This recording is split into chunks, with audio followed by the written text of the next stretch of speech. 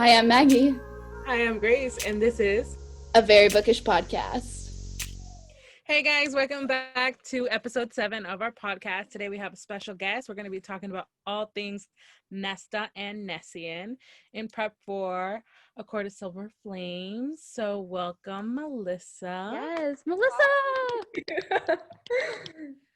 Okay, so Excited to have you. yes. I'm so happy to be here and talk to you guys. Yeah, one of the first people, we had a group of people that we were like, okay, we had to have these 5 people on the podcast. I was like, Celine, Kate, and Grace was like, Melissa. And then I think I saw you talking about Nesta and stuff, and I was like, Melissa would be the perfect person for Nesta, a Nestacast. That's the name of the episode, is Nestacast with Melissa. I love that.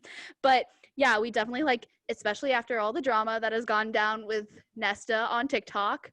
I think, especially with you, I definitely think that it was a good idea for us to bring you on, especially to talk about Nesta and our love for Nesta or our hate for her. Yeah, I'm so honored that you guys thought about me because honestly, I love you guys so much. So it means so much that you guys even thought about having me, and then we're like, "Yep, Nesta's the episode for her." Yeah, that warms my heart that you actually enjoy the podcast because it's the only podcast I listen to.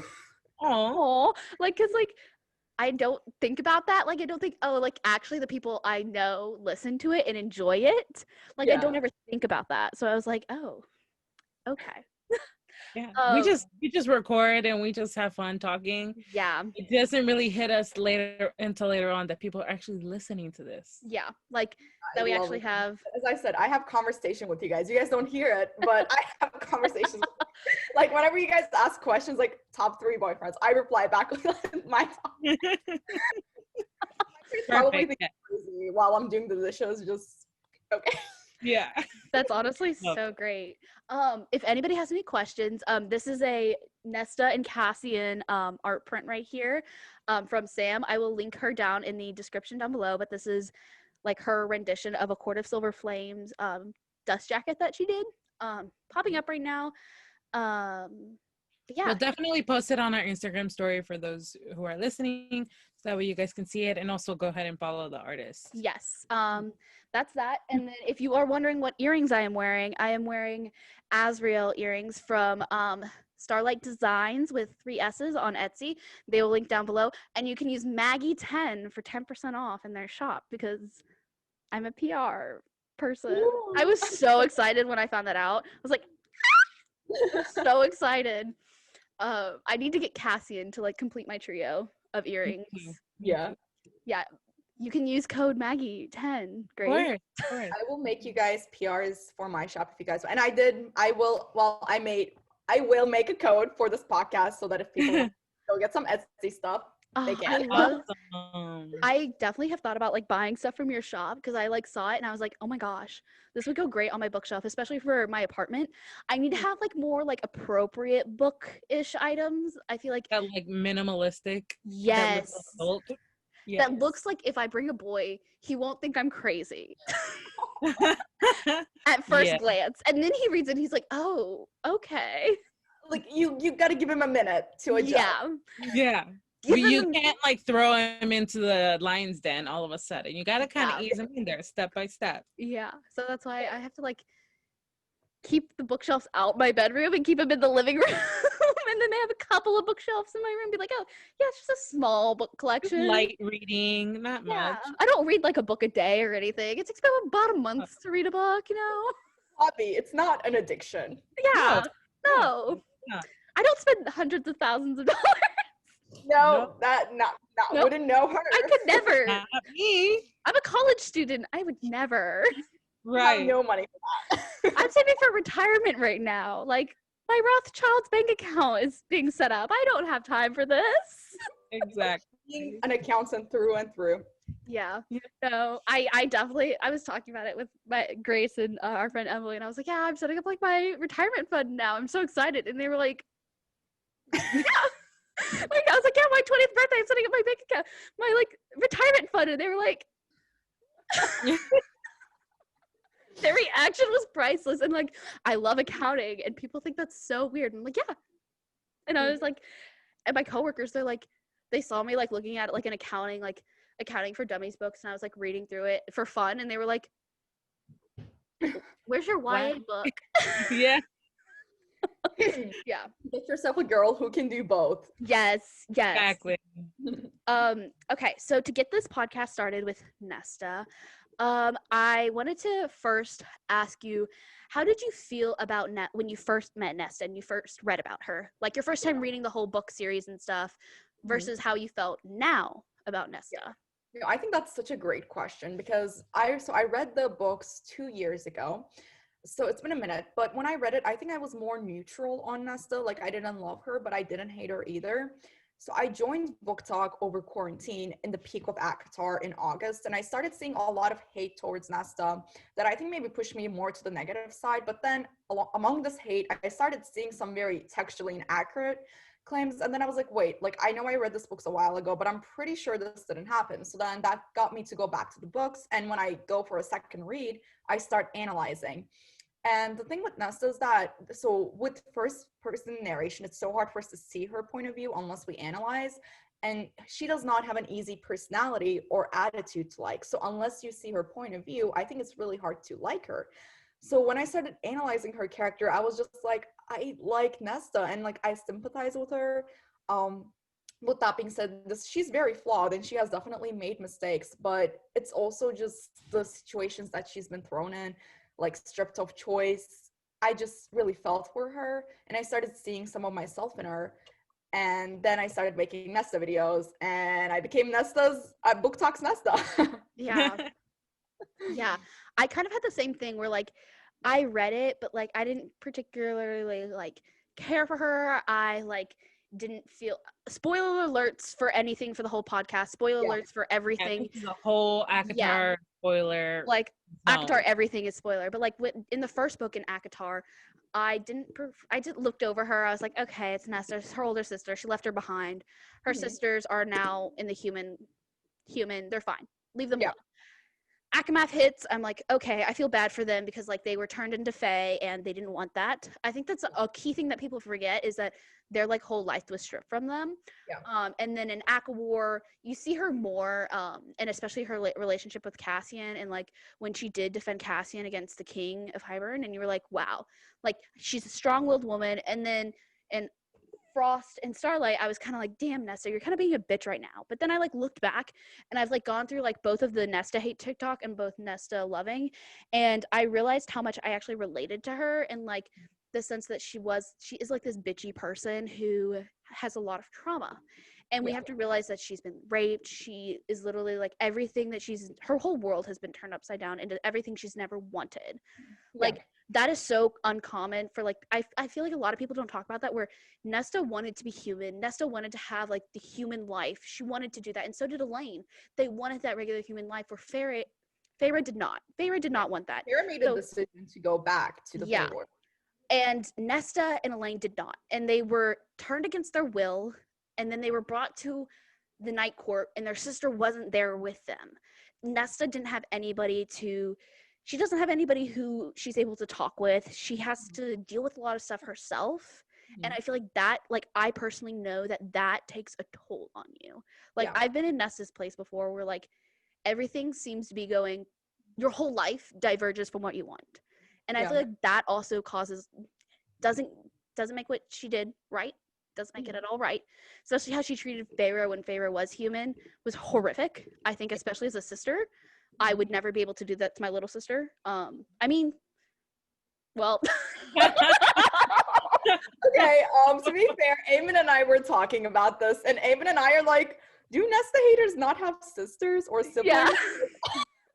They're just like, I mean, we're terrible to each other in all honesty, but I love my siblings, and I am an oldest sibling, so there are some things that I can't relate to Nesta on. So one big thing being a lot of responsibility is on me as the oldest sister, and I had to rise up to that. Whereas in their family, that was Feyre. So that's something that I can't relate to her on, but I do understand that some people close in on themselves when they have this responsibility while others rise up, and both are common and valid responses. Especially because we shouldn't have to have this responsibility on us to begin with. It just kind of falls upon us. because of society and expectations, and maybe our families don't do everything that they're supposed to do. Mm-hmm. So I do kind of feel for her in that sense. Yeah. But like some of the things I mean, are a little bit too much for sure. I've definitely been horrific to my sister. I've definitely said really rude things to my sister. I've Mhm. definitely like maybe smothered her with a pillow once. A couple one. times. I literally sent her like a photo of like a little baby, like a toddler, like smothering his like brother or like little baby sister, and she was like, "Where'd you find the picture of us?" And I was like, but like I like it's such a human thing for sisters to fight, and sisters can like a lot of family like a lot of people don't talk to like a lot of family members don't talk to each other because they No. do have a strained relationship with their sisters, and like I still think that Nesta does deeply care for her sister. She still loves Feyre, and we haven't seen Nesta's perspective as well. Yeah. We don't know what Nesta knows. We don't know what Nesta thinks. We've never seen that yet. And that I feel like is so crucial that everybody tends to forget. Yeah, no, for me, I agree. I think Nesta does deeply care for both Feyre and Elaine, although she has shown like more favor for Elaine. Mhm. But I think what a lot of people forget is like they're just like, oh my gosh, like Nesta was so obsessed with Elaine when they became Fae. But that's exactly what Nesta was when Feyre was taken. Like Nesta traveled to the Fae world to try to save Feyre. And it's so important to realize this because Nesta has not stepped into the forest once at that point. She always wears dresses. She's been closed in on herself. She hasn't been doing anything. She suddenly goes into wolf territory. Like that is a huge jump. And that shows that when push comes to shove, Nesta does care. And like before this, I don't think that Nesta ever thought that Fairy's life was in danger. But at this point, she was like, this is my sister. She's gone and she's in danger. Like, I think that was the beginning of her arc. But I worked on, if you guys don't know, I have a Nesta's character analysis Google Doc. Yes. It's linked in my bio. I worked on it a little bit more yesterday. And I was actually looking at a few analyses that were already made. And somebody was saying ACOTAR does not make sense, like the plot holes in it. So it doesn't make sense that, for instance, Nesta's really good with finance. So why didn't she do any of like the, just keeping? And it just doesn't make sense that they didn't use whatever money that they had at first to like open kind of a business or something to get them through. It doesn't make sense that an adult was there when all of this happened. Yeah. And it's not that he, like, first of all, he was making hand carvings and he was selling them, so he could have made more and sold more so that Fairy didn't have to go and do that. And it's also another thing is that, like, as a parent, it's your job to make sure the siblings treat each other well. Like, I mean, this just happened to me like 2 weeks ago. We were going on to the mountains and I was drinking like an expensive Starbucks and I bought it with my own money. And it was like my little reward. My brother shoved me, knowing very well that was going to spill on me. So I shoved him back, which made him shove into my sister. So then we literally like started beating each other up. My parents pulled the car to the side and pulled each other apart. And I had to go sit on the front and my mom had to sit in between my siblings. Like, I don't think you get it. Like, and I'm 19. My sister's 18. Like my brother is 12. None of us are like super young. Like I think that's so important that they came from a negligent household. They didn't have like they had their father, but their father didn't do anything. He wasn't a father. He was his ghost. He wasn't a father. And also I noticed that like their father, like the big plot hole was their father coming back at the end of Akawar with like And I was like healed. Like he seems healed. And I was like what? That's a big plot hole with Akawar that I like really didn't enjoy. I was like, wait, like I knew it was her father. I was like, oh, it's gonna be her father. Of course, it's gonna be her father. But then I was like, why was it her father? Like, why? Like, it's such a big plot hole that I really didn't enjoy. Yeah, no, there's definitely a lot of plot holes when you start analyzing it. So when I started analyzing Nesta's character, that's when I found a lot of plot holes that, like especially in the beginning of ACOTAR, it's almost like Sergei Mas wants to make Fairy distinctly good and make Elaine and Nesta distinctly bad. Yeah. So like, and that's not very realistic, and it doesn't like stick on throughout the series because them like doing good things. Yeah. So there are definitely a lot of plot holes when you start. I also think it's interesting because everything is from Feyre's point of view. Like everything with them is from Feyre or like Cassian or like Azriel. We've never seen like their like Nesta's. I always come back to this is we don't know what Nesta's thinking. We don't know how much she's hurting. We do not know like her problems, like we've heard of them and we've we've can read guess. about them, we can guess what she's feeling, but we don't know until this next book, until A Court of Silver Flames, where we hopefully get to see this character arc, and like we get to, I don't know, this will kind of like lead into a later question, but we don't know what's going to happen with certain people, and I'm very excited to see it. But I do. yeah, so going over to my next question for you is, how do you, as like an older sibling, like how do you relate to Nesta, or what are things that you don't relate to her for? Yeah. So I think I've kind of mentioned it. It's that I did have to take responsibility at a young age. My sister has never had to do that. My brother has never had to do that. And to a point, they're spoiled because of it. Now they literally get me to do the smallest things for them. Like, it's like my sister cannot ask for a ketchup. Like, we'll be at McDonald's or something. She can't go to the counter and ask for a ketchup. Like, she will go and make me do that for her. Like, it's that much. Like, I've cuddled them too much, I think. So that, like, there is definitely, like, I can't really relate to her on that, because I think if I was in that position, I would be the one hunting. Like, pretty sure that's what that would be happening. But again, like, just because that would have been my experience does not mean that has to be other people's experiences, because we all deal with trauma in different ways. And I think it is a part of it is my family's conditioning, because I have family support. Like, my dad and my mom, they do their jobs, like, as I've said, like, they have separated us when we needed to be separated, whereas Nesta's never had that, neither has Farah nor Elaine. So I think that's a part that I can't relate to her on, but that doesn't mean it's invalid. But I think what I do relate to her on is her mental health. Like, I know this isn't really more about her being a sibling, but, and I did kind of write about this in the Google Doc a little bit yesterday too, and it's that we, you know, like, lately we've been trying to destigmatize mental health. Like, we're trying to have a conversation around it, and make sure that people who do go through these things don't feel alone. But when we see people with mental illness actually having symptoms and they cannot cope with social interactions, we start to say they're gross. For instance, when Nesta doesn't wash her sheets, she doesn't clean her house. That's actually a really common response. People who go through depression will not take a shower for about a month.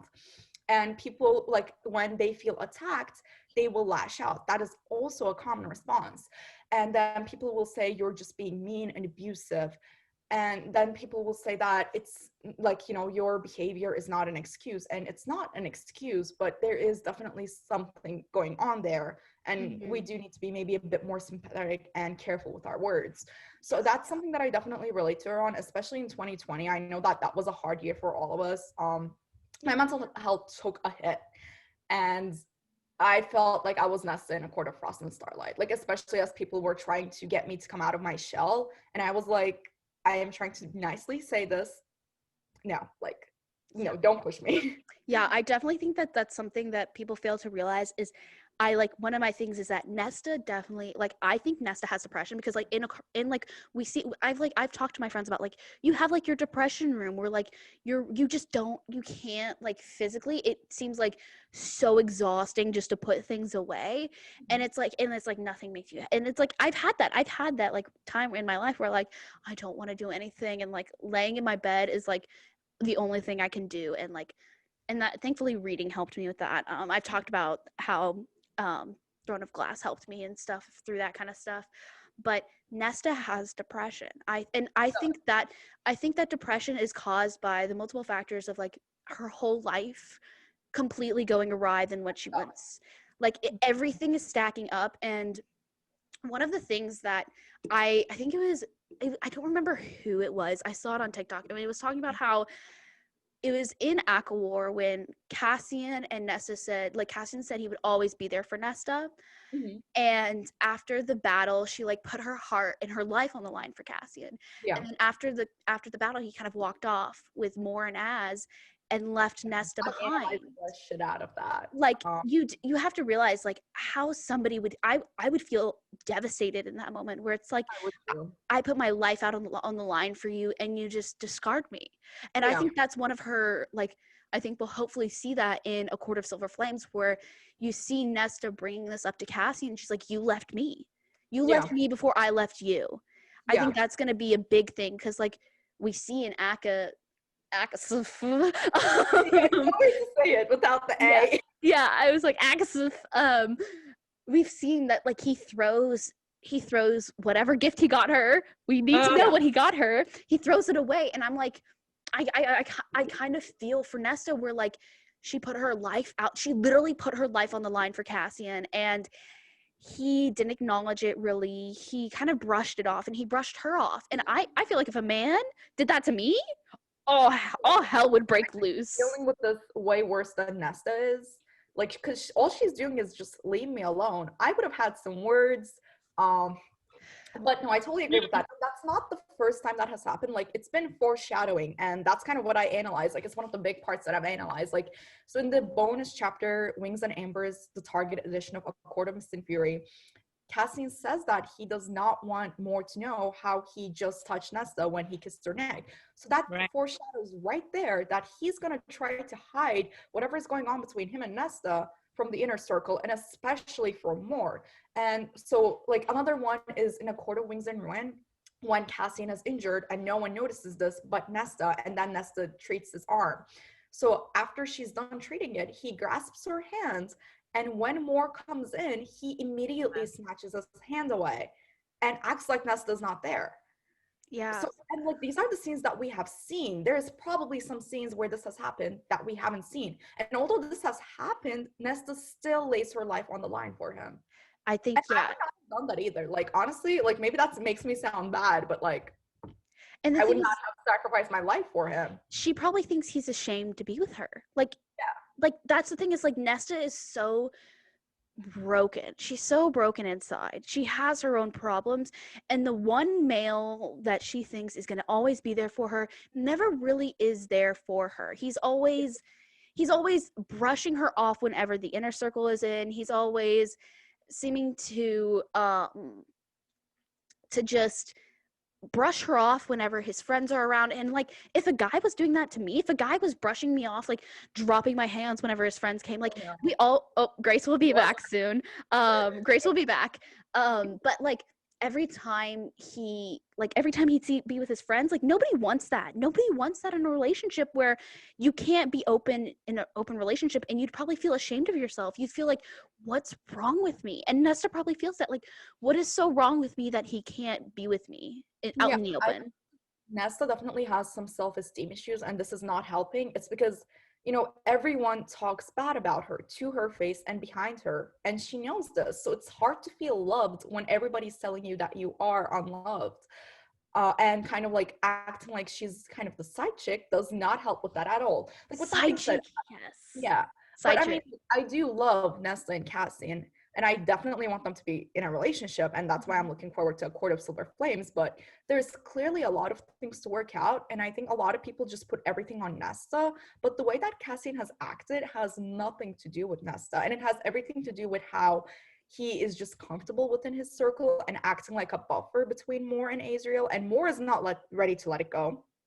So it's just there's definitely things that Cassie needs to own up to. Yeah.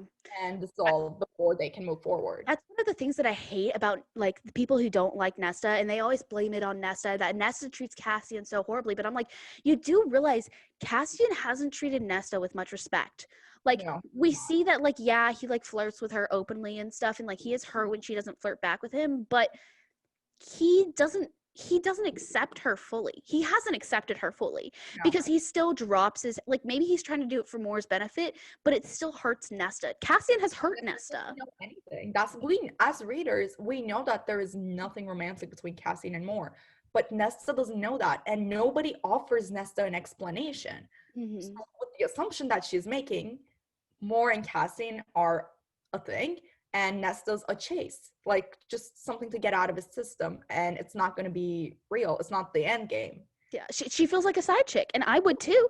I would definitely feel like a side chick where I can't be with the man I want to be with, and, like, he can't accept me out in his friend group because he's with another girl. And, like, Mor's whole coming out thing is a whole other topic to discuss. That could be like a whole 2-hour podcast in itself. But Nesta really does struggle with acceptance from not just her, like, accepting herself, but from other people, because we see them constantly, like, they're trying to help her by pushing her to come to things and stuff, but that's not how you help somebody with depression. You really have to let. Yeah, and, like, you and I were kind of talking about that. Like, when I'm going through something, I'm exactly like Nesta in the sense that I need to have my space. And if people push my boundaries, that's when I will lash out and I will say some stuff that I probably don't mean. But that's the thing. It's like everyone copes with it in different ways. So I think Feyre dealt with it with more sport, and she wanted that and she accepted that. But Nesta doesn't, and they kind of need to respect that boundary. Yeah. Like Feyre's healing method was Reese and the inner circle and having them. That was her healing method. That would allow her to heal. But I don't think Nesta can, I don't think Nesta wants that. And I don't think that's the way Nesta, that's not how she lived her life. Like, that's not how she copes. And I think we have to realize that people have so many different coping mechanisms, and Nesta is definitely like cold and standoffish, and that's mine too. When I'm like depressed and stuff, I don't talk to people for days, and people will see it. My friends don't try to push me. They don't try to push me, and they accept that like I need to figure it out myself. And I definitely think that I hopefully see the talk between Nesta and Cassian where they both are like the screaming fight that they have. I can't wait to see it, where they're both like I'm sure it will happen. screaming at each other, and they're both like, fuck you. Like, Yeah. You left. I want Nesta to be like, you left me before I left you.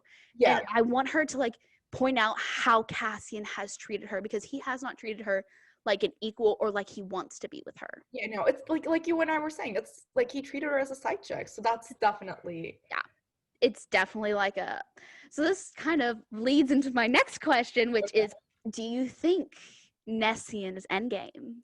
Yeah, I think Sarah J. Maas has basically confirmed it in the Hypnosis, where she said they find healing and love in each other's arms. Like, that was a confirmation. That's for true, me. yeah. I know that Sarah J. Maas doesn't like first love interest, but I just think Nesta and Cassian's energy really do fit well together. Like, you and I have been talking. They have their stuff to figure out. Yeah. Cassian and Nesta, they both do. Like, it's not just on one person.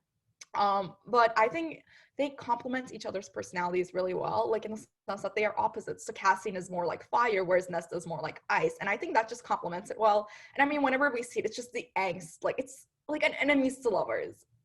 They're not like classic enemies to lovers. They're like they're like the two friends of one best friend that hate each other. Yeah. Like, they're like the people in a friend group that both hate each other, and everybody's accepted that they hate each other, but like one of them actually really likes the other person, but the other person actually hates the other person.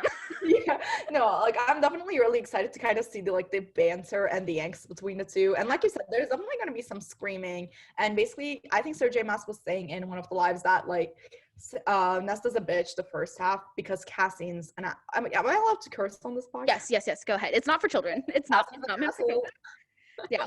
It's because Cassie's an asshole, and that's basically what she said. And I think that's what a lot of people are not understanding. The reason why, we have Grace back. We have Grace back. We're just talking about Cassian being an ass to Nesta. Sorry. I have no idea what's going on in my house today. Oh my gosh. Okay, so I just asked her, do we think Nessian's endgame? And she said yes. And she was talking about what did Sarah say about Cassian? Oh, yeah. So Sarah was saying that, like, basically the reason why Nesta's a bitch the first half of the book is because Cassian's an ass the first half of the book. And I think that fits in well because that's why she's been bitchy to Cassian. It's because he has been treating her like a side chick. And that has been her way to kind of push him away and to protect her feelings. Yeah. So I think that's what she's going to try to do in the beginning. And I definitely have done that where, like, somebody has hurt me, and I'm the type of person where if somebody hurts me, I completely cut off contact with them. Like, I've done that to friends where I don't want to be in this friendship anymore because I don't like how you make me feel. I don't like the things that you've done to me. Grace has heard where a friend, honestly, that's self-respect. Like a friend like walked off with a boy down, like, I was like freezing in Colorado, and she walked down the street with a boy, and we were supposed to turn, and she kept walking with him and didn't even like look back to see if I was behind her or anything till they got to the end of their street, and then I just walked home the rest of the way. Grace saw it on my I talked about it on my live, but like after that I stopped talking to her because I was like, you don't value me as a friend. And like, I think Nesta's trying to do something like that where she's like trying to push Cassian away because she realizes that he doesn't value her the way she needs to be valued. Yeah. No, it's definitely about having boundaries. And I mean, I think it's more about boundaries than self-respect for her. Like, it's just she doesn't want to get hurt. Mm-hmm. And because she already has trust issues from her past relationship that, ended up in sexual assault. So, yeah, that's definitely a factor that a lot of people don't consider.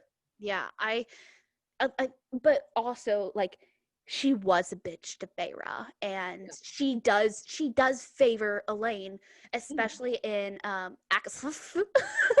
I'm just gonna say Akasuf. Yeah.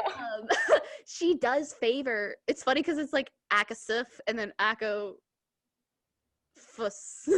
Yeah, it's hard now to say It's it. Akafus and then Akasuf. But it's like she does favor in Frost and Starlight. Foss. Akafos. That's what I can say. Yeah, Akafos. I was like, wait, yeah, it's Aquafest and then Akafos. I was looking and I saw F and S and I've been confusing the two. But she was a bitch to Feyre, and like, yeah, they didn't deserve it. But they tried to push themselves onto her. Like they constantly were trying to push her to do stuff that she didn't want to do. And I know, as like person who struggled with mental health, and I'm like, if I'm in one of my, because I have triggered depression, so like something happens to me and I spiral down, and so it like, I don't want people to tell me how I should heal, tell me how, like, I get angry and I don't want to deal with it if they start to tell me, oh, you need to do this, like, you need to just get out, you need to come, like, stay with us, and like, it will make you feel better. No, it doesn't. Yeah. It's like, I'm a very person where I like to deal it myself, because being by myself and like thinking about stuff really helps me. And thinking through it myself, or like with a therapist, that helps me. Yeah. But having other people tell you like, oh, just like come hang out with us and you'll feel better, that's kind of what they do to Nesta. They're like, you need to come and hang out with us. They force her. They basically force her to come to Solstice by holding rent money over her. Yeah. And Nesta clearly does not want to be there, but she goes, and she actually doesn't even remind her about the rent money. Feyre is the one who reminds her about the rent money when she's leaving. So that was kind of interesting to see. But she's very standoffish, and there was this one phrase saying that although Nesta was inside sitting with them, she feels as if she's looking through a window outside. So she feels very outed. She doesn't feel inclusive, which is weird after everything that they did to get her to come, and then acting like she isn't there. Like, what was the reason? Like, and one thing is that Elaine definitely is not as supportive of Nesta as Nesta was of Elaine, because, like, first of all, Elaine needs to take a shot before she can even talk to Nesta. And it seems to me like, what I analyzed at least, is that Nesta wants Elaine to come to her, because in the bar when she's talking to Feyre, Nesta's like, Elaine could come to me, because Feyre was like, you didn't come to dinner, Elaine had invited you and she was really looking forward to seeing you. And Nesta replies, Elaine could have come to me. So I think Nesta doesn't feel comfortable with the inner circle, which is understandable, like with Moore always kind of being mean to her. She just doesn't feel like that's her family, that's her circle. She doesn't feel comfortable with them, and that's okay. We all have our comfort people. So I think she wanted Elaine to come to her, and Elaine doesn't do that. Elaine wants Nesta to come to her, as she always has. That's a pattern. And Feyre always wants to be, I think Feyre does want to be loved and accepted by Nesta. And Feyre definitely, like, Nesta has been a bitch to Feyre for sure. But this isn't the right time for that, when Nesta's clearly going through something. And it's just Feyre kind of almost putting her own happiness and wants above Nesta's mental health. I also think that the inner circle doesn't fully accept Nesta. We saw it at the Solstice thing, where they didn't get her presents. Yeah. Like, if you fully accepted her, everybody would have gotten her a present. And it was only Elaine who got her a present. Yeah. But also, the thing with Moore and Cassian, and Nesta probably thinks that Cassian and Moore are a thing. Yeah. The girl who, basically, you're a side chick to a dude, and it's like going to a Christmas party for your dude or your sister, and his main girl is there, and you're his side chick. And I would feel... Yeah. And they exchange matching lingerie in front of her that Nesta, quote unquote, pointedly ignores. Yeah. Like, I mean, if the guy that I was talking to, the guy that I almost died for, was exchanging matching lingerie in front of me with someone else, I'm saying, yo, Nesta took the high road there, because I would not have taken the high road there. I definitely think that's like a... Grace, your impressions would have definitely... Grace would have went off. I know that. Grace would have been. Grace and I would have been on the same level. I know it. She would have set her. She would have slammed her cup down and been, "What the hell is this?" She would have been all up in his face. I would have definitely came out. My Hispanic side would have been all up in his face. She'd be cussing. Who the hell? she'd be like looking, she'd be like looking up, like pointing in his face, kind of thing, where she's like looking up to him and she's like, fuck you, look at you. Listen here. She's like, fuck. Like she has to like tilt her head back to like talk to him and point up to him. She's like poking his chest. Drag him down with Grace me. would have ended it right there. Yeah, but And that's saying something because every episode I'm here like Cassian is my main man, but I'm not afraid to check him if I got to. If I got to check him, I'm going to do it. yeah, I mean, one thing is Cassian is not perfect. Like, I think we all love Cassian, and he definitely has his point of view to things too, because he feels like he's a bastard, and Nesta sees him as such. When Nesta just doesn't feel like he values her, like that's just it for Nesta. But Cassian doesn't see that, and Nesta doesn't see what Cassian sees. So there's miscommunication between the two. yeah, And they refuse to talk to each other. which just makes it so much worse. Yeah, which makes everything so much worse. Yeah. But I also think a major plot point in Sarah Chamos is that like Nesta, like the thing between Moore and Cassian is they do act more than their friends. Like they flirt all the time, and like if I was Nesta, I would be like, oh, I thought you were into me. Like I guess you're just playing with my feelings. And like you kind of how she said, Almosa said, like Nesta probably feels just like Cassian's chase, like a way to burn off energy and stuff. Mhm. And I wouldn't want to deal with that. And I would I'm the type of person I'd close off to them immediately. Like I wouldn't want to talk to them. I just want to be left alone. I don't want to get gifts from them. I don't want them to shame me, especially like Cassian kind of does shame Nesta a little bit with when she starts having sex with a bunch of guys. He does. Like they all shame her, and I'm like, There's some extreme slut shaming going on. yeah, that was one of my problems, was like the amount of slut shaming that also Cassian did to Nesta. I don't remember what it was specifically. He may not have said it, but he definitely like would always like, especially when he showed up when there was another guy at her like house and stuff, like if the guy who was like he kind of uses her a little bit, I think personally. He might not see it that way, but I bet she feels a little used. Like you lay your life out on the line for this man and he just discards you. Yeah. And then he comes to tell you why are you sleeping with so many guys? Like I can smell them all over you. And you'd be like, I'm sorry, Cassian has no right. None of them have a right to tell her what to do. Yeah, and that's where I kind of see misogyny pop up in the community, and obviously kind of within the characters themselves too. It's that it doesn't matter what has happened. If a woman wants to say no, she can, and she has every right to say no. Like it doesn't matter how amazing this guy is. It doesn't matter how he has acted. If a woman wants to say no and say yes to someone else, that is her right. Yeah. Like I highlighted that over and over again in my Google document because a lot of the slander that I have been seeing have been attacking her over this. And I'm like, no, she has a right to say no. That's her life, her body. Yeah. Just because Cassian's our favorite character and we want them to be together doesn't mean they have to be together then and there. And you can't shame Nesta for not wanting Cassian. You can't shame her for feeling she feels betrayed by Cassian. Cassian betrayed her when she like coming back to her, laying out her life on the line for him, and then him going back to his inner circle, going back to Moore and always going back to them, never back to her. And especially after the war, he didn't go back to her, and she felt betrayed. Yeah. Because I sure as hell would have said some words. I'd been like, bitch, I laid my life on the line for you, and you walk off with your friend. Are the same. We would have had some words. Nesta took the high road there. Like she didn't say anything.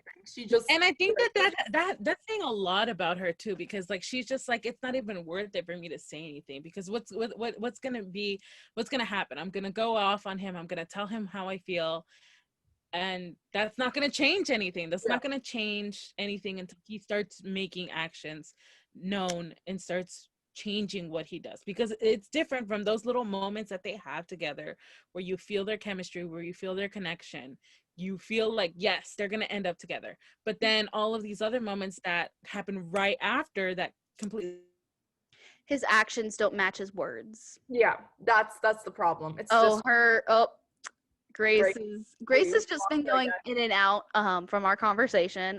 She's back. we cut off the connection where he leaves. It's just not a good day for me. Yeah. It's okay. Oh, yeah. It's okay.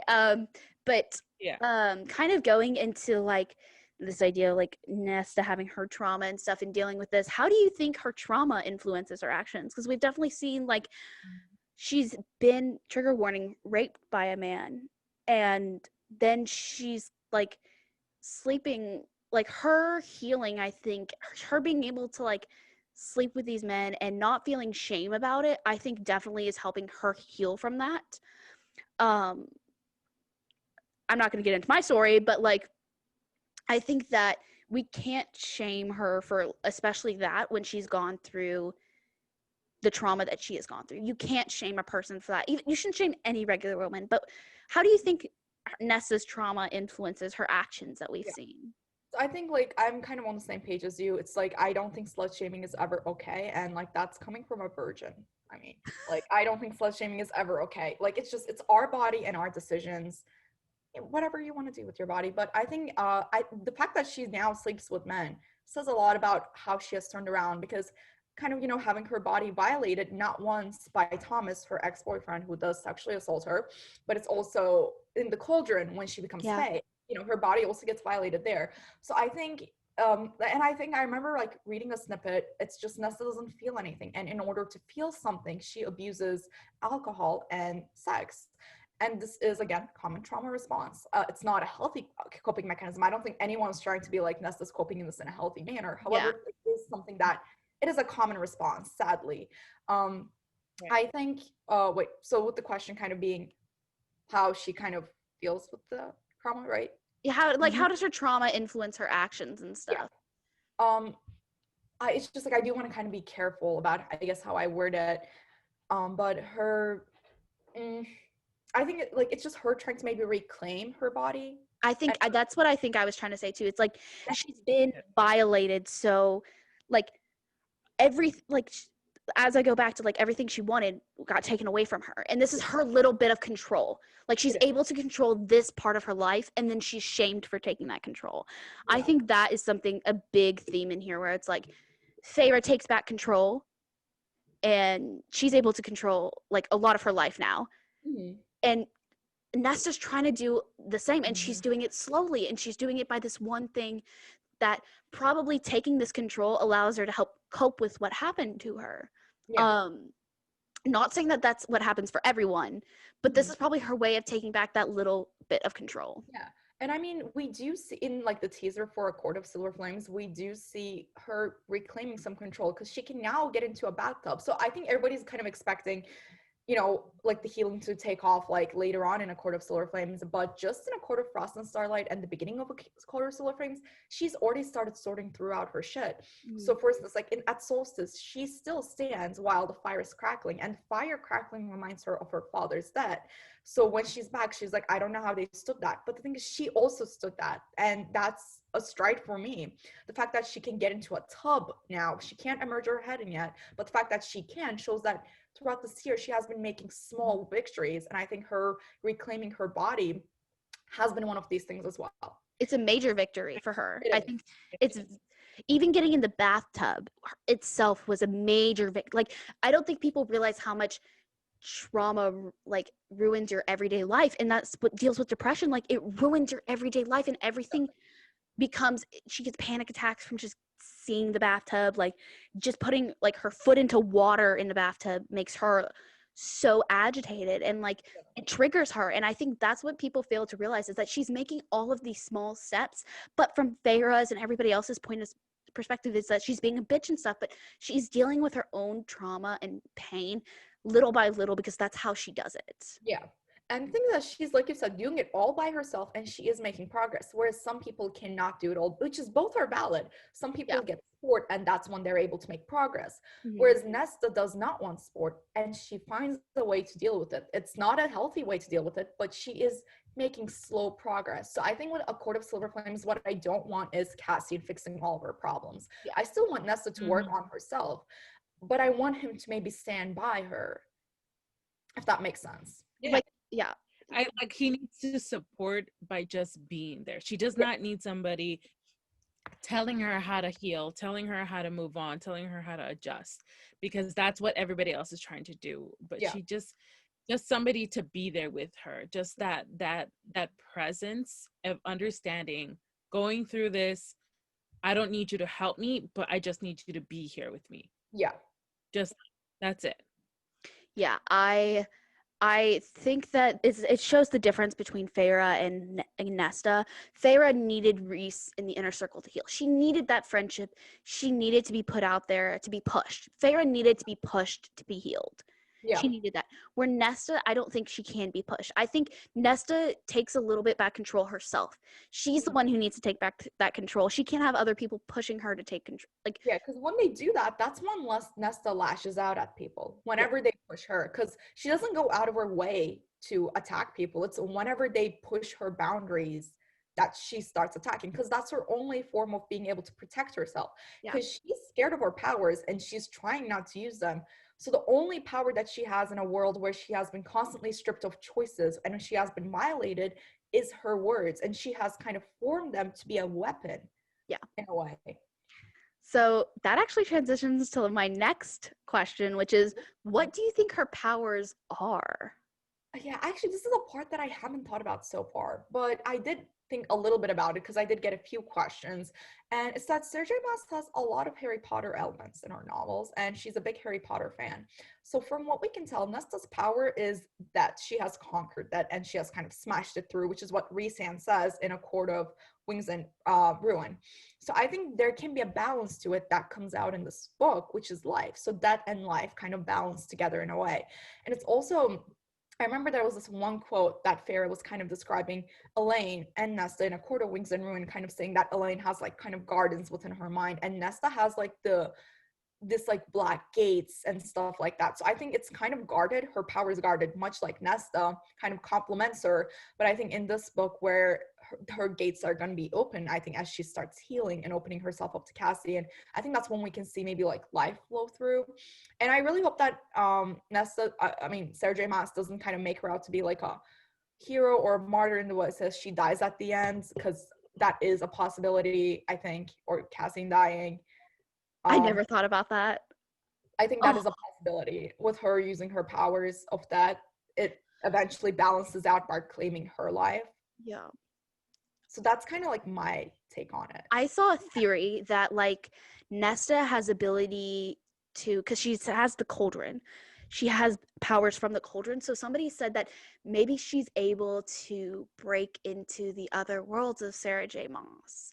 And that this is where we're going to see Throne of Glass and Crescent City come into play, is Nesta has the power, because we know Nesta's powerful. We know she's so powerful, and like Court of Silver Flames kind of hints at that, like Silver Flames, like maybe she does, like maybe her power like emulates through or is presented through like Silver Flames or something like that. I don't know.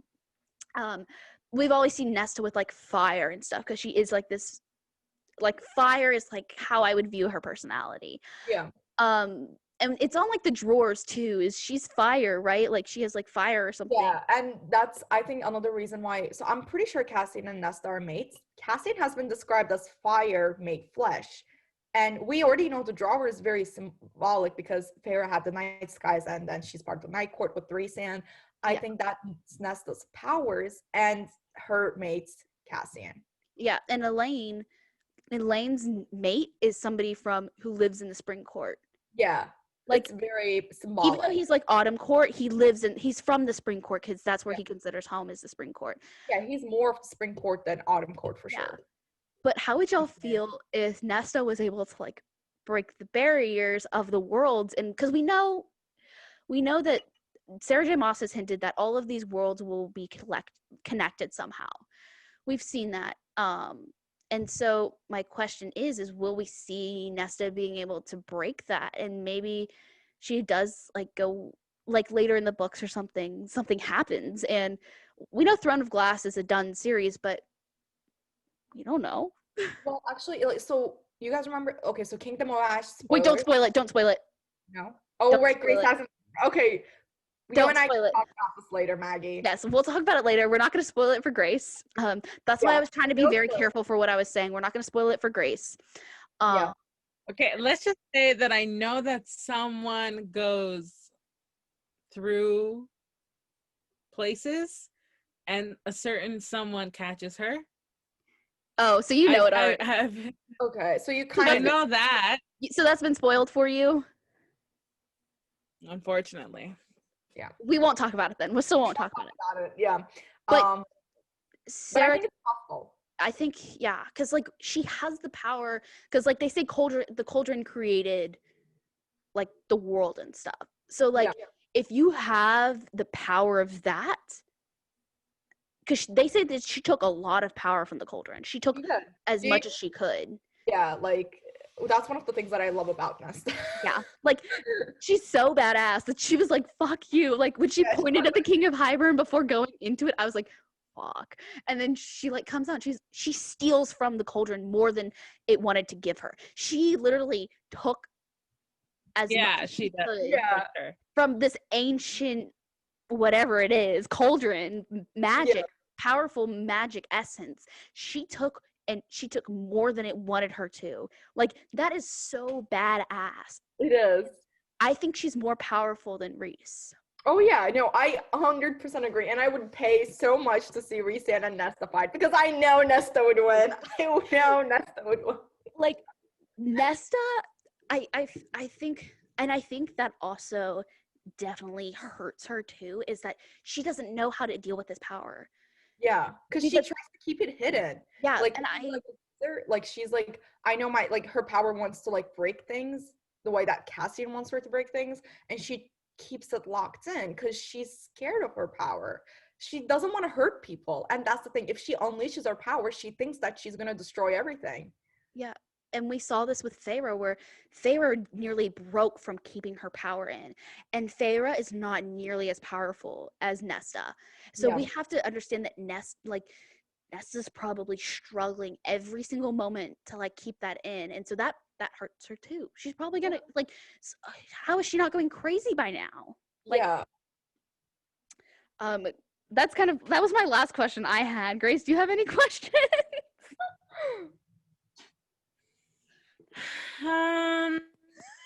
Do I? No, I don't. You don't? I think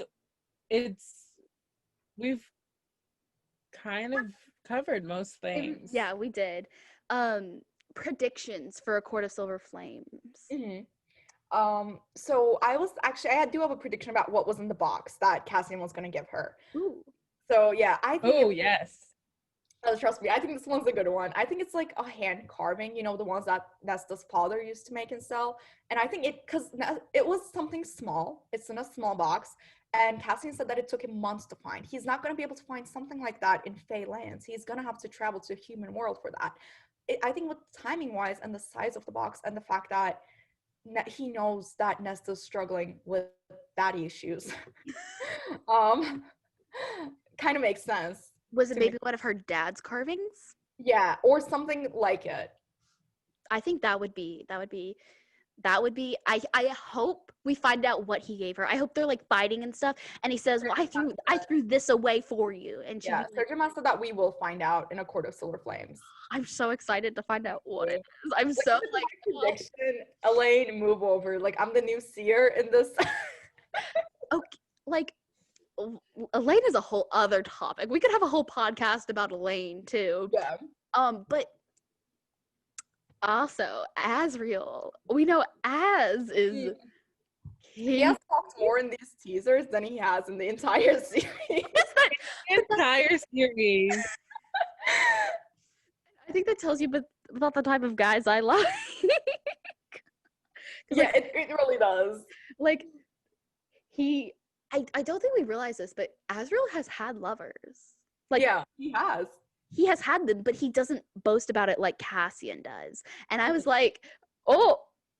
And then Sarah J. Maas was like, oh, he's kinky as hell. And I was like, it's exactly as I expected it. Because like it's always the ones who are like quiet about it that are always the kinkiest.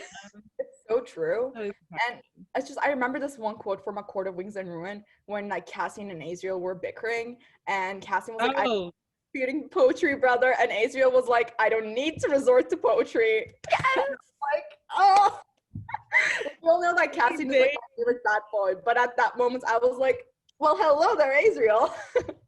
Yeah, no, he's definitely, that's why I have his wings. Yeah, that's why. He's even though Reese's wings match my hair a lot, as is my mane.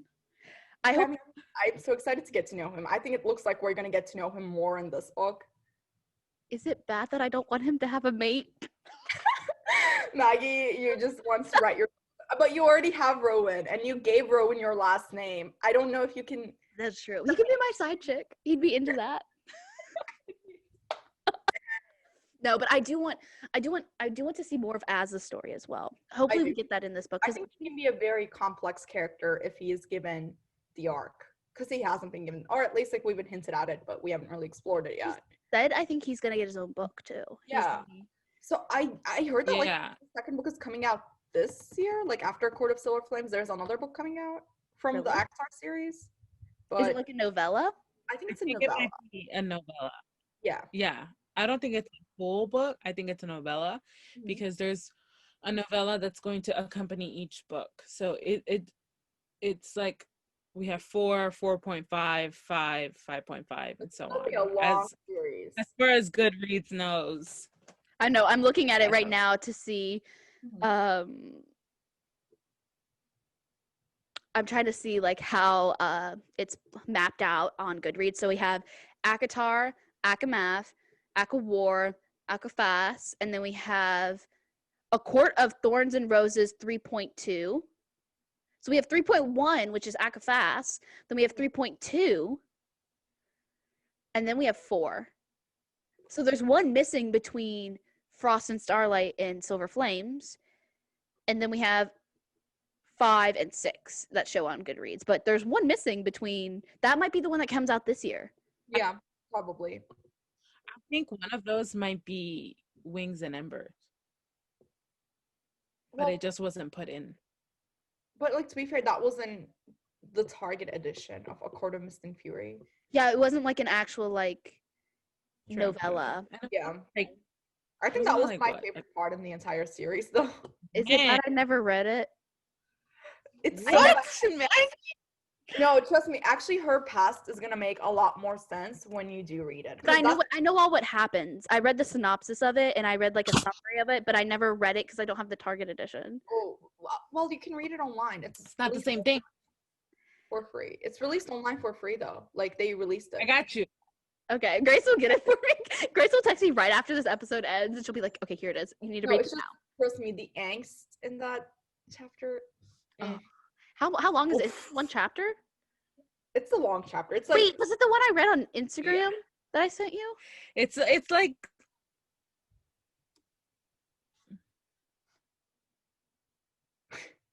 Dead air. Grace is just thinking,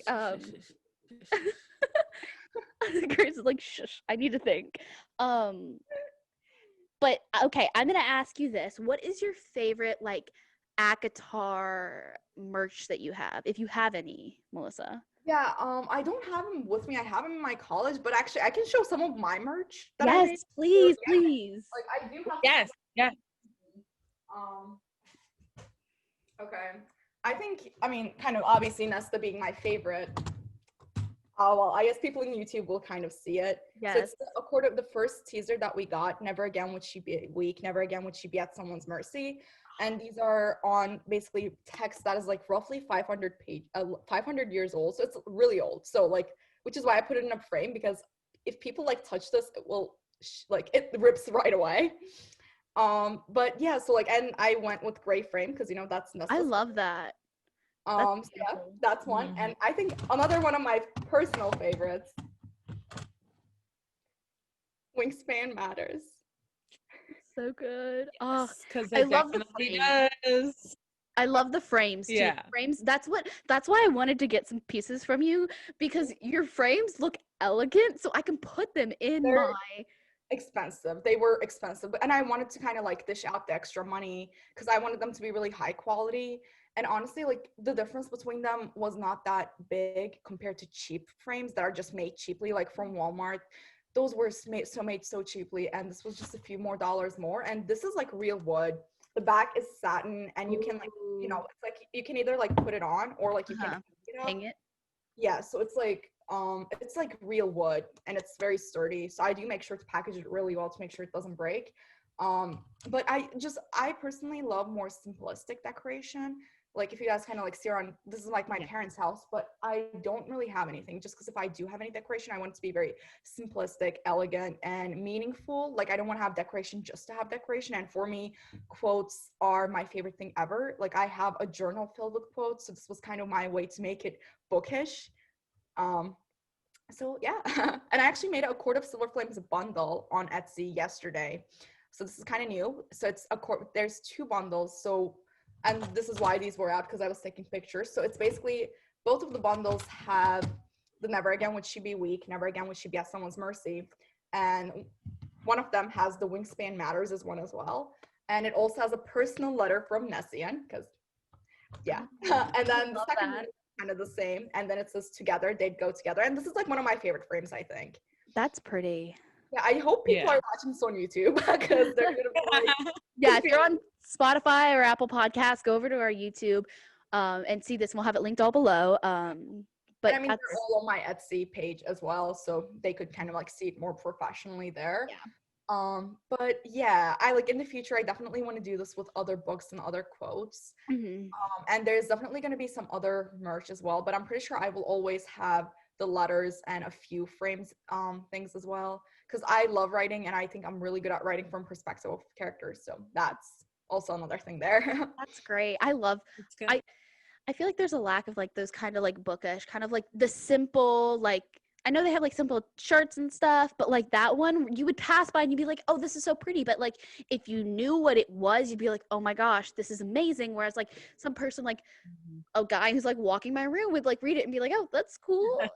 But then like a girl who's like read, she'd be like, but he was so confused with Wingspan Matters. Like, yeah, if he like not even he'd like see Wingspan Matters, he'd be like, oh, what's that? And I'd be like, we'll see. Yeah, so I will make the code after this podcast, but if any of the listeners want to get something and for a discount code, use the code podcast in all caps. And you guys can put it in the description box as well. And I'll give you guys a special code. Just do it, and Maggie and Grace. You guys can like give it out to people if you want, or I can make special one for you guys as well. My gosh, this is why we love Melissa. This is why we love Melissa. Melissa is so great. I don't even know how I met you, Melissa. I think it was through Grace. And it's because I know Grace probably through me. Yeah, like Grace loves you, and the few times that I talked to Grace was like, Maggie is like basically my soul sister. And I was just like, I need to know who this person is now. So I think when I followed her on Instagram, I saw you tagged, and I was like, this is the Maggie that she's talking about. So I went to follow you. Yeah, no, it's funny because like she'd always talk about you, and I was like, she's like, you know Melissa, and I was like, no, and she's like, you don't know Melissa, and I was like, you talked about her, but like I don't know her. She's like, how do you not know Melissa? And I'm like, sorry. And she like sent me all your like stuff. She's like, this is Melissa, go follow her. And I was like, oh, okay. I feel like the book talk community is so big yet kind of small at the same time, because there are some creators that don't show up on my For You page that people like forward me stuff from them, and I'm like, I have never seen this person on my For You page before. Right. But it's also like we have similar mutuals. Yeah. So there is that too. Yeah. No, it's I didn't realize how big the book talk community actually was on book talk until like I actually like joined it, and like Grace will say people and I'm like, yeah. I have no idea who they are. I was like naming off people that I know. And I'm like, yeah. Like, I remember that. Maggie was there just like, you know, way more people than I do. Yeah, and I was like, yeah. Cause like, I don't know. I'm very to myself. The only time I've ever reached out was to Grace. And I was always like, hi. It worked out so well for you though. It did work out really well. Look where we are now. Yeah, I mean, like, it's just amazing. You guys can honestly write a book about how your friendship came to be. I would read that book. Once we're like established authors and we have the Ostium trilogy going on, we're gonna. I love how you guys named it. Yes. Did I tell you guys that I'm writing too? I think I told Grace that I'm writing a book. Yes, I know. Yes.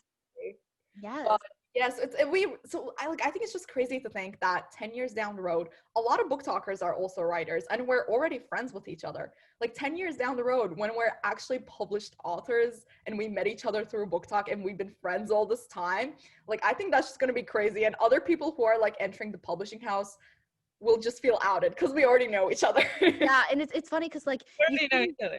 you see now authors who've known each other for like 10 plus years and they're like, yeah, we started our careers together, and you're like, wow, Grace and I are like, because I'm writing a book and then I'm writing a book with Grace, so like I have two I things didn't going know that on. you were writing a separate book.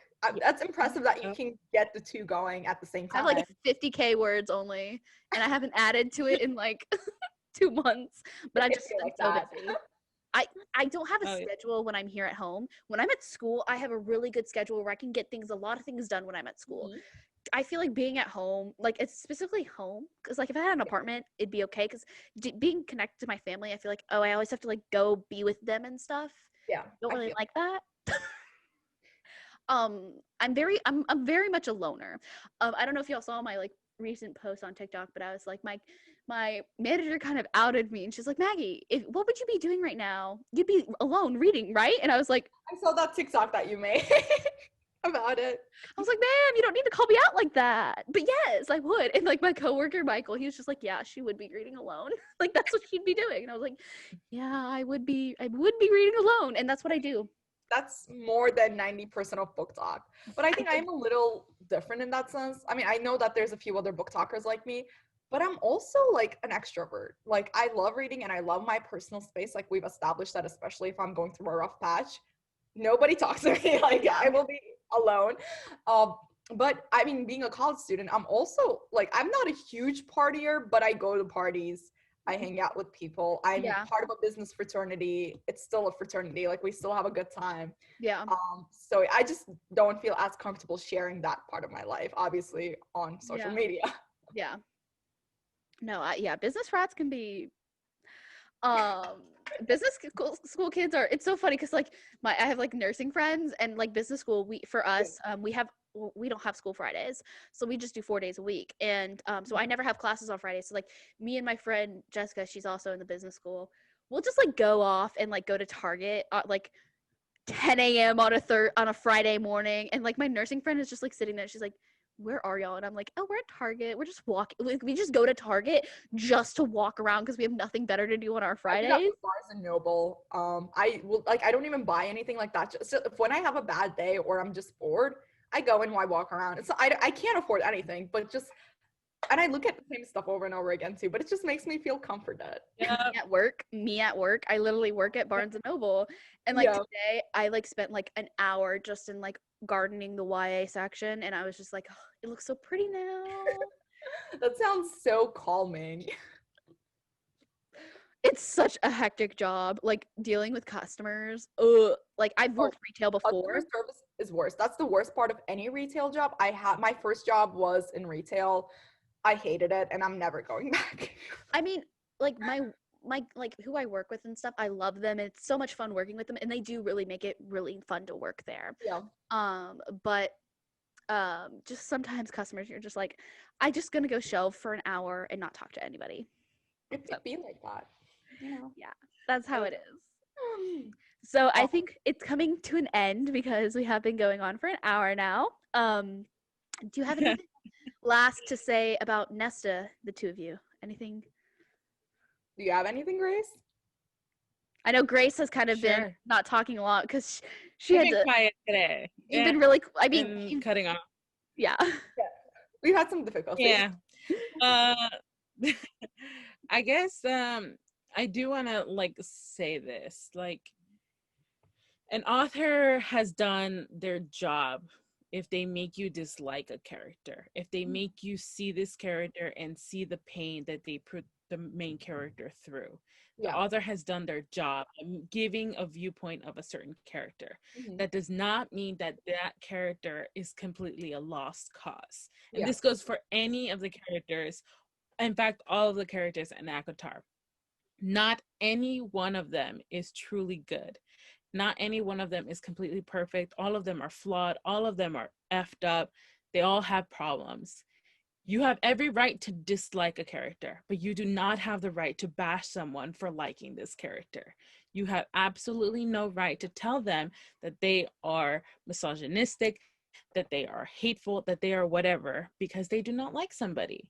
You have every right to have your own opinion about a character, and that's fine, but you got to make sure and acknowledge that everybody else has their own opinion.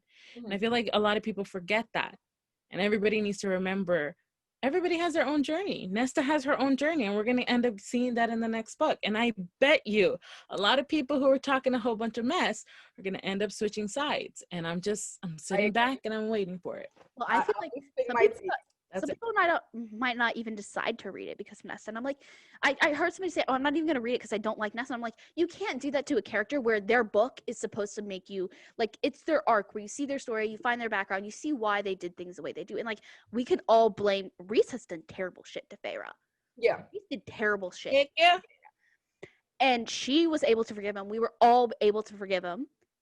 Yeah. Didn't make his things any less bad. But we were all able to forgive Reese. Some people didn't. Some people hate him still, and that's valid. That's totally valid if you don't like Reese at all. And if you don't like Feyre at all, that's totally valid. Because we've seen their arc. We've seen their complete arc. Yeah. We've not seen Nesta's arc at all. We have just seen what Feyre views her. We've not delved into Nesta's mind at all yet. Yeah, I agree. And I think, like, just because Feyre and Rhysand being the main characters up far and us only really seeing their point of view, a lot of people have found a way to either put context to or excuse some of their bad actions that you guys have been mentioning. But again, some people just kind of focus on that and they don't find their reasoning as a reason to like them. So I think that's also really important to notice. The perspective that we see the story highly affects who we like and who we do not like. If we saw the story in someone else's point of view, the inner circle could have been the bad guys. Like in Tarquin's point of view, we could have hated the inner circle altogether. So I think the point of view is really important, and kind of what Grace was saying about us being respectful to each other, kind of being on the end of bullying on this community purely for liking Nesta. It is a little ridiculous that all of this is happening over a 2D character. And I mean, one of the best things about, I think, book community is that you can see different points of views as long as you engage in an open-minded and respectful manner. And that is something that I have seen some individuals, not all, lack in book talk. And I think we do need to do a better job of just being more respectful to each other, because liking and not liking a character is valid. And you don't need to get bashed for it either way. Yeah, I definitely think that's a big problem in the book talk community, in any book community, book Twitter, Bookstagram, and book talk. That, like, there is a lot of hate for liking characters. And, like, I don't like Maven from Red Queen. I don't like him, but I don't care that you like him. Like, it doesn't affect me. And you're valid to like him, and I'm valid not to like him. Like, but I don't hate you for liking him, because I have my own reasons for not liking him. But you can totally be into the dark bad guy, and I have no problem with that. Yeah. I just don't see how. And this is Go ahead, Maggie. I was done. We both, like, stared at each other. We were like deer in headlights.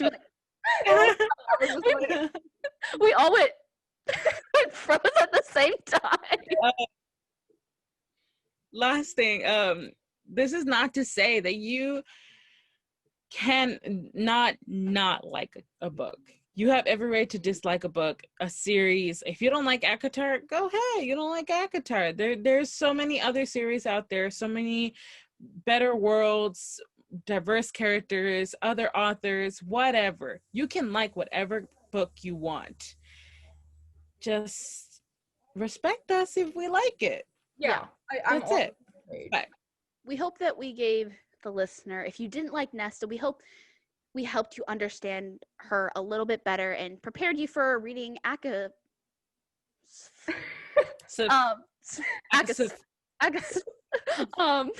do the hi, but I really enjoyed talking with you today, Melissa. I think this is the first time I've actually, like, talked with you, like, talk as in, like, face to face. I mean, we're not face to face, but I can pretty see much you. I'm not, like, sitting in bed, huddled in my blankets watching your live, and I'm just, like, sitting there, like, typing on your live. I'm, like, actually, like, talking to you, which I find is so funny, because that's how I am. I'm like a goblin. Like, we're Just- also a little like that. But honestly, this was so fun because you guys are literally one of my, like, out of all the book talkers that I love, you guys are definitely up there. And you guys are so warm. I appreciate the positivity that you guys spread. I appreciate so much that you guys do this podcast. I mean, it makes doing my chores so much easier when I'm talking to you guys, although you guys can't hear me. And you can always send the response. Yeah, I think this was just a great opportunity to talk to you guys and talk to a character and a series that I love. So thank you for having me, and thanks for like being my friends. Yes, look at us. Melissa and I were talking about how like this is how like I'm gonna in like 10 years, 10, 15, 20 years down the line, you're gonna be like, oh, I met these two amazing people during the pandemic of 2020 through the internet. And like I think people really harp on like internet, as I was telling Melissa, like internet relationships and stuff, when they really are the best thing ever. So it gives us opportunities that we wouldn't have because we don't live near each other. Yeah, but we're all talking right now. Yeah. In this moment, we're all talking, but Grace is 2 time zones away. Yeah. And it's weird. I don't know what time zone you're in, but I'm in Central Time in Kansas, so. I'm in Central Time too. Yeah. Then it's just Grace. Yeah, and then Grace is just all like, I'm in LA. I'm 2 hours. Yeah. It's like sometimes it's like 11 p.m. where I'm here, and it's almost like midnight. Like on our last episode, it was like almost midnight when we finished recording, and I was like, oh, it's almost midnight. She's like, oh, it's almost like 10 p.m. here, and I was like, what? So it was really funny. Yeah. But yeah, it's great. It was great to have you on. What is your handles for Instagram, TikTok? What is all your handles? Yeah. So for TikTok, that's the main platform that I'm on. It's Melons. So it's MELONZZ_. And if you go there, there's a link tree in my bio, and that will take you to all my other handles. And my link tree is just a fun place to be in because I have a Nesta's character analysis Google Doc. It's 20-paged. I have a Nestine fanfic. It's only 18 plus. 18 plus. Only 18 plus. I'm gonna go read that. We are 18 plus. I recently added like a reading, studying, writing playlist. So just some fun links there. So go check it out. We'll have it in the description. We'll have our link tree in the description. I always like to add that for people who have link trees or like book, whatever. They have trees for all the links down below. Grace, do you have anything to add? No? Okay.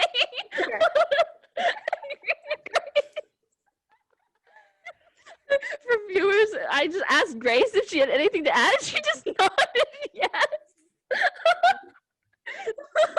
I'm good. I'm good. She's like, yes. And I was like, okay. She's like, No. Yes, meaning like I'm good. Yes, meaning I'm good. okay. Well, thank you guys so much for listening. We hope you enjoy this episode. If you want to listen to this on Spotify, we do go up 6 p.m. Central Time, which is 7 p.m. Eastern Time, and then 4 p.m. Pacific Standard Time on all of our other platforms, which is Spotify, Apple Podcasts, Pocket Casts, Google Casts, and all of that will be up at 6 p.m. Central Time, which is everything I just said. So thank you so much for listening. We hope you. Oh no, we forgot one thing, Melissa. Last thing, and then we'll go. Your cringiest bookish moment. Cringiest bookish moments. Okay. Like, what do you like? The cringiest moment that I've read? You've read, Or you've had with another, happened to you with another book talker, or like a book or something. Well, do I have tea for you guys? A 30-year-old woman who hates Nesta, who has apparently a so-called degree in psychology, low-key bullied me on TikTok and then blocked me. That's my cringiest moments. Yeah, I remember that because I was like, I kind of alluded to that at the beginning of the podcast where it was bad, and I was like, that was really bad, and it was really surprising as her being 30 years old, me being 19, her being I honestly don't believe that she has a degree in psychology, but yeah. I don't think a psychologist would bully a 19-year-old girl. No, I was like, it does not make sense because doesn't make sense at all. Well, glad I could add that in because we were supposed to ask Kate that, but we totally forgot because that's our like thing is to do is at the end of the podcast we'll ask for your cringiest bookish moment. So thank you, Melissa, again for coming on to the podcast, and thank you, our listeners, for listening. We really enjoy this, and if you haven't already, check out our last episode to see who won the giveaway. If you haven't already, that has been announced, and we will see you in the next one. Bye-bye. Bye.